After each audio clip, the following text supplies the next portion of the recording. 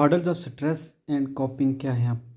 तो model of stress जो and coping जो है ना वो डिस्क्राइब करते हैं रिलेशनशिप बिटवीन कि स्ट्रेसर के साथ स्ट्रेसर होते क्या हैं, कौन सी चीज़ें आप पे स्ट्रेस डालती हैं, फिर स्ट्रेस रिएक्शन एंड लेवल का स्ट्रेस का वो रिएक्शन कितना है और फिर उनका लेवल कितना है, उसका कोपिंग स्ट्रेटजी उसको कम करने का या उसके साथ जो है ना टैकल करने का, उसको ख़त्म करने की स्ट्रेटजीज क्या है, अडाप्टेशन आप कैसे अडाप्ट कौन सा मोड अडाप्ट करें तो स्ट्रेस से आप बच सकते हैं, और इन्फ्लुएंसिंग फैक्टर कौन से फैक्टर इन्फ्लुएंस करेंगे। अब general adaptation syndrome model, GaAs model, ठीक है, कि जनरल अडाप्शन सिंड्रोम मॉडल एक यूज़ होता है स्ट्रेस को कम करने का। इसमें 3 स्टेज होती हैं। पहले स्टेज में अलार्म स्टेज होती है जिसमें आपको जो है ना अलार्म आता है कि ठीक है इस तरह का स्ट्रेस है, अलार्म किया जाता है। फिर रेजिस्टेंस स्टेज, फिर पहले स्टेज में यानी आपको पता चलता है कि स्ट्रेस है, अलार्म आता है।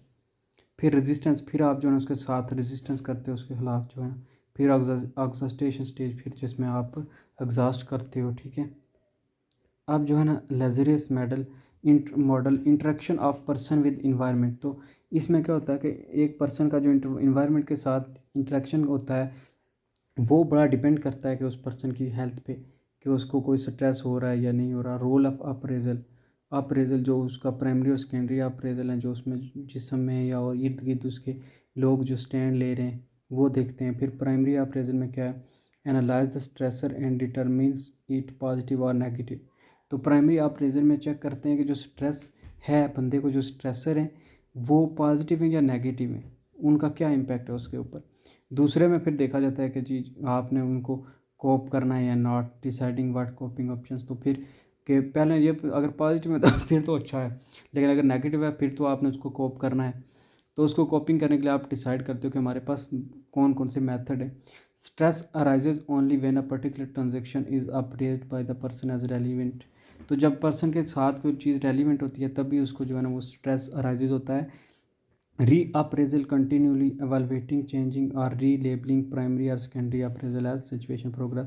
तो प्राइमरी और सेकेंडरी को इस तरह जो है वो सिचुएशन में यूज़ किया जाता है और प्रोग्रेस दी जाती है, इस्तेमाल किया जाता है।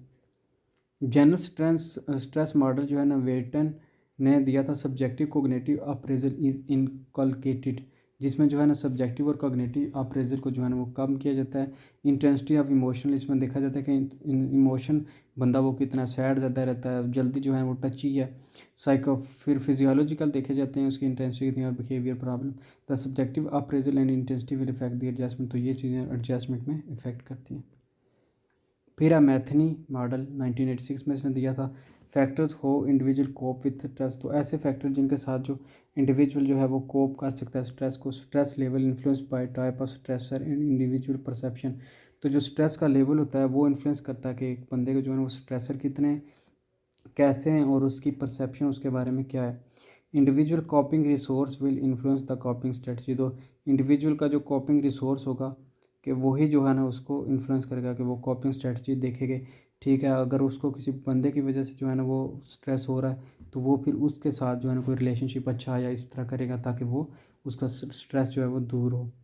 अब मूज एंड स्वेंडल का 1990 looking at the anticipating stressor at various level, उन्होंने जो है ना इन्वायरमेंट में देखा कि ऑन गोइंग जो लाइफ स्ट्रेस हैं, जो लोग आपके इर्द गिर्द का इन्वायरमेंट है वो क्या आप पे डिपेंड करता है।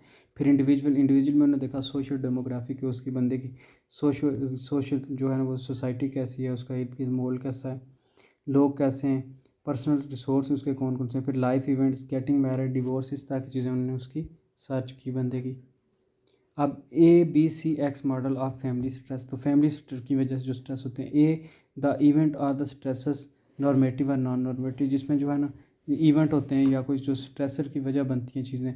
बी जो है ना फैमिली रिसोर्स, जब फैमिली में इंडिविजुअल की फैमिली में कौन कौन है, फैमिली में टेंशन तो नहीं है, फैमिली में क्या वो खुश है, उसमें इंडिविजुअल फैमिली कम्युनिटी सब को डिस्कस करते हैं। फिर सी में क्या करते हैं, डेफिनेशन और perception which family gives to the event challenge optimism hopeless, कि फैमिली कैसी है, उसको चैलेंज दे रही है बार बार, उसकी लाइफ में क्या इवेंट हो रहे हैं उसको ऑप्टिमिज्म कर रही है या होपलेस कर रही है। तो ये सारी चीज़ें उसमें स्ट्रेस का बायस बनती हैं। X is the resulting crisis, और एक्स बताता है कि रिजल्ट क्या है, उसकी अडॉप्शन क्या है और मेल अडॉप्शन क्या है। फिर ABC X मॉडल है, इसमें क्या एक्सपेंड किया गया जी ओरिजिनल ABX मॉडल को। उसमें एक आप भी एक सवाल ये आ गया, इसमें एडिशनल स्ट्रेसर कौन कौन से हैं फिर, ठीक है, कि एक तो होगी फैमिली की वजह से उसके साथ एडिशनल कौन से हैं, फिर बी में भी एडिशनल रिसोर्स और सी में भी इंटरप्रिटेशंस देखी जाती हैं। अब family process of adjustment and adoption क्या है? Resiliency model, family adoption over time to chronic stress. तो फैमिली अडॉप्शन में क्या किया जाता है? फैमिली की जो है ना काउंसलिंग की जाती है, तो फैमिली को अडॉप्ट किया जाता है, उसमें जो है ना उसमें चेंजिंग लाई जाती हैं, तो उसमें वो या बंदा एडजस्ट करता है खुद को। It consist adjustment phase and the adoption phase. इसमें वो बंदा एडजस्ट करता है खुद को, उन बंदों में जो चेंजेस होती हैं उनको चेंज करने की कोशिश करता है अपने लिहाज से।